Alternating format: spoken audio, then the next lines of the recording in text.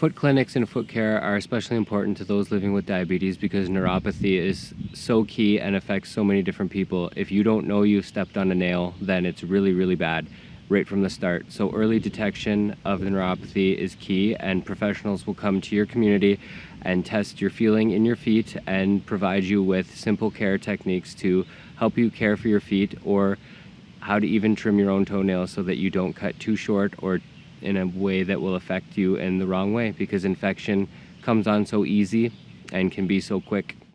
Ryan Hooey remembers when he lost his sight like it was yesterday.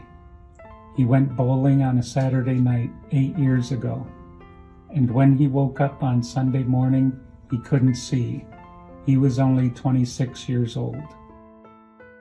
Diagnosed with type 1 diabetes when he was 7, Ryan learned to give himself insulin injections and managed his diabetes as a young adult.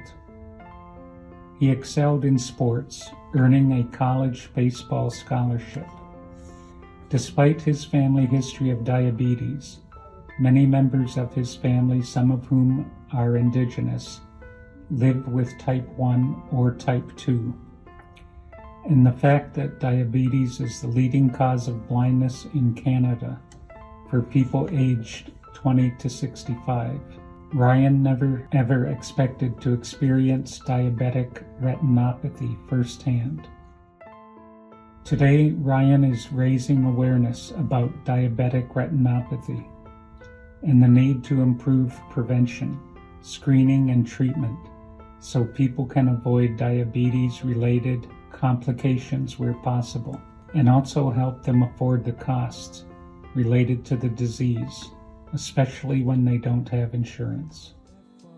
I keep rocking, I keep rolling, appreciate what it means to keep swollen. I think now about it all and we come so far, yeah. I see my brothers try to lead them right. If the struggle doesn't get them, diabetes might. It's on the individual to lead the life, making moves tight, cause in the end we gon' see the price. Yeah, I guess that's just how it crumbled. I never thought about it much when I was younger. It's like it's storming outside, neck and thunder. How long till it hits me in my living room?